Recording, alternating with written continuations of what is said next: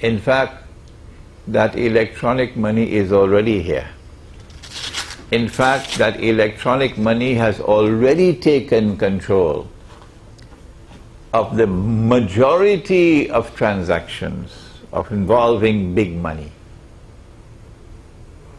And the paper currency is used for only micro transactions.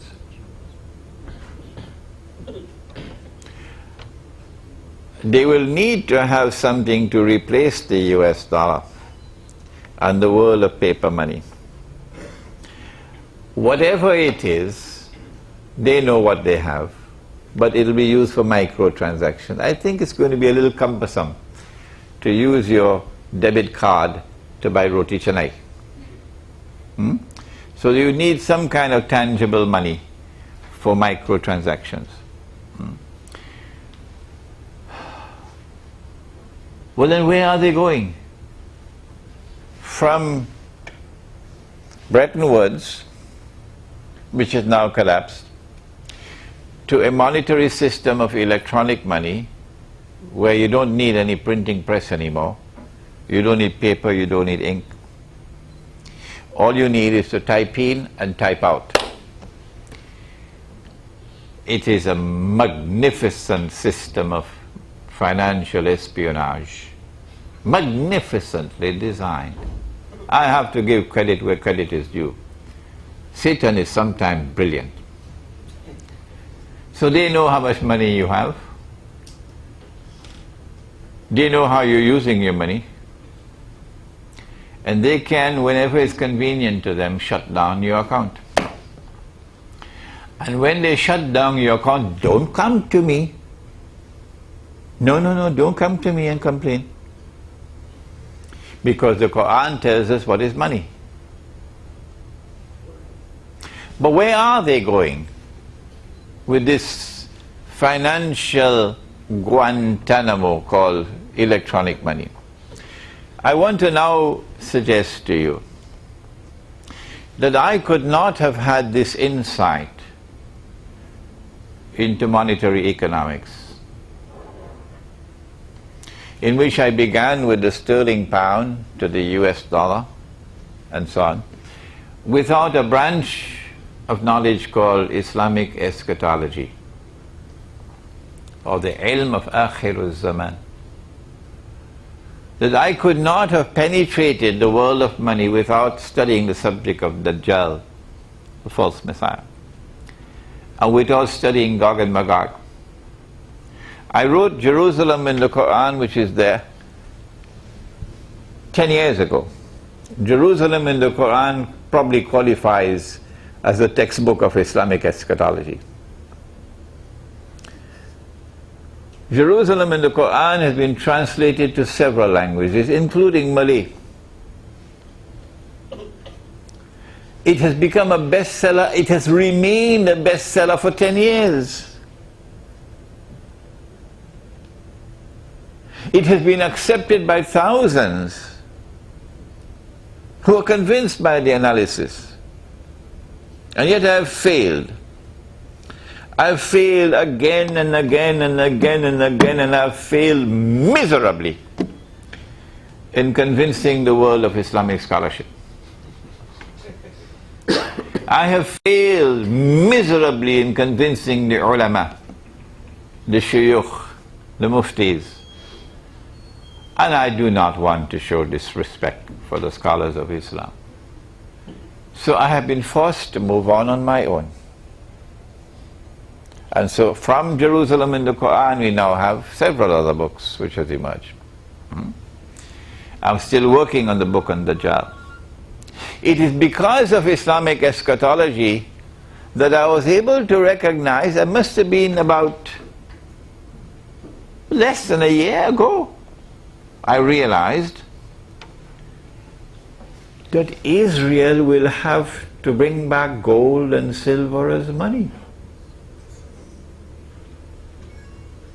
I realized that. And since I already knew from Jerusalem in the Qur'an that Israel is going to replace the United States as the next ruling state in the world, that when Israel restores gold and silver as money, it means that the Judeo-Christian Zionist alliance is going to bring back gold and silver as money. Why? Why? Only Islamic eschatology can answer that question. They don't teach this in the Department of Economics or monetary economics. Dajjal was created by Allah and programmed by Allah subhanahu wa ta'ala to impersonate the true Messiah. So he has to rule the world from Jerusalem. All the evidence is there in that book. And then he has to stand up in Jerusalem and declare, I am the Messiah, Al-Masih. But he would not be the Messiah. He would be the false Messiah. When he makes his declaration that I am the Messiah, he can then rub his hands and say, mission accomplished. It is only then that Allah subhanahu wa ta'ala will send back the true Messiah. The return of Nabi Isa alayhi salam is the heart of Islamic eschatology. And I thank Allah that it is not stated in the Qur'an explicitly. Thank you, Allah. So you got to do your homework. You got to string the verses together as a necklace. You got to locate the system of meaning before you can penetrate the subject. It won't come easily.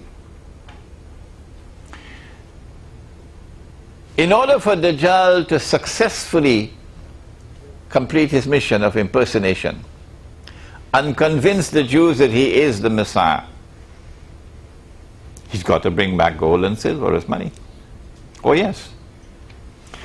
I was engaged in a Judeo-Muslim-Christian dialogue at Drew University in New Jersey in the United States many years ago. And I was the only spokesman for Islam. And there must have been a dozen rabbis out there. And I don't know, 2-3 dozen Christian ministers out there. I was outmanned and outgunned. And I made the mistake.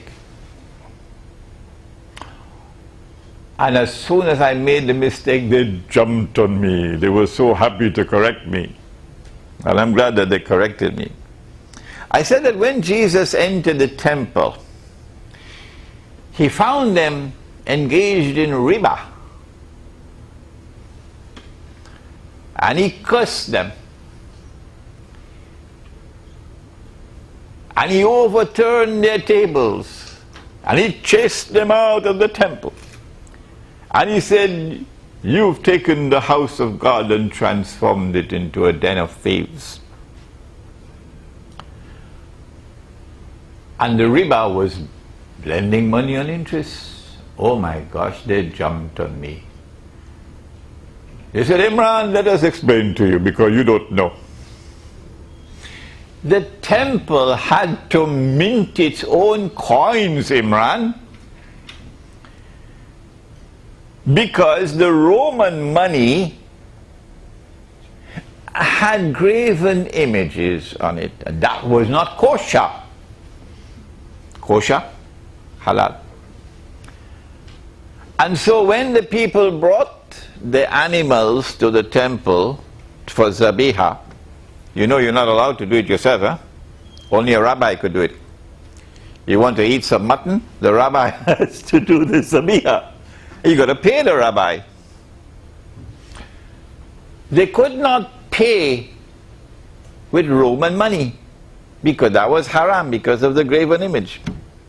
So they had to change Roman money to temple money.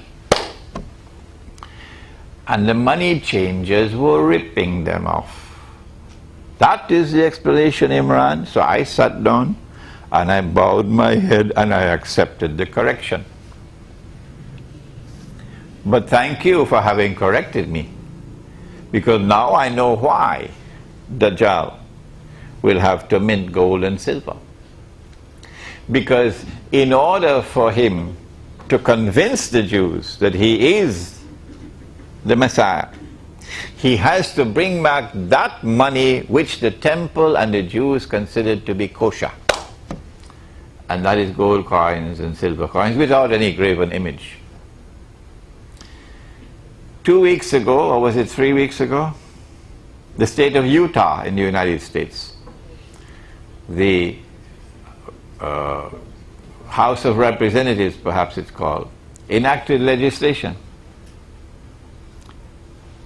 legalizing the use of gold and silver coins in Utah as legal tender, while the muftis of Islam were drinking teh tarik. That is the nicest language I can use, because I don't want to offend anyone. Allah will deal with His servants as He chooses to deal with His servants.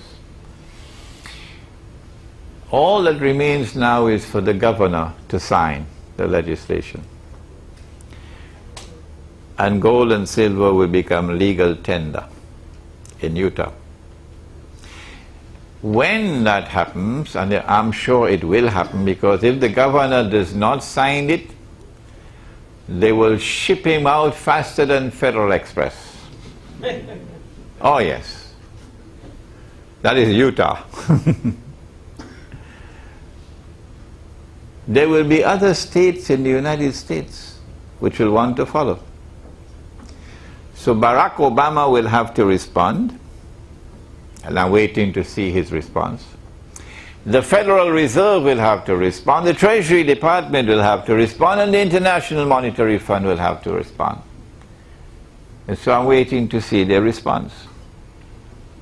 But I'm suggesting to you that this could be the beginning of what eventually will transpire as the return of gold and silver as money, in order that Israel may have credentials when it rules the world, when it replaces the United States of America as the next ruling state, may have credentials that Dajjal can use when he claims to be the Messiah. What should we do now?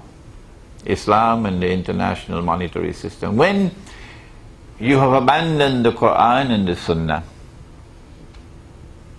and you recognize that you have abandoned the Qur'an and Sunnah, then you must make tawbah. You must turn around, and you must return to the Qur'an and Sunnah. Return to gold and silver, return to the dinar and the dirham. I don't have expertise on weights and measures, but I do know that when you have your market, and you have your dinar from Kelantan or your dinar from Dubai or wherever it is, and a British merchant comes to your market and he brings a British gold coin, you will have to accept his money in your market. And when Utah comes to your market to buy durians, and Utah wants to pay with their gold coins, your market will have to accept them all. Your market will have to have an administrative unit that will be able to evaluate, okay, weights and measures and purity.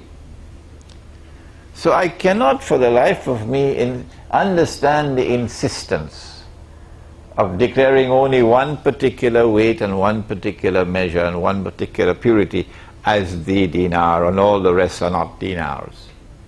I think that's a recipe for fitna. But again, this is not my area of expertise. Weights and measures and purity, I leave it for those in this university who have that expertise.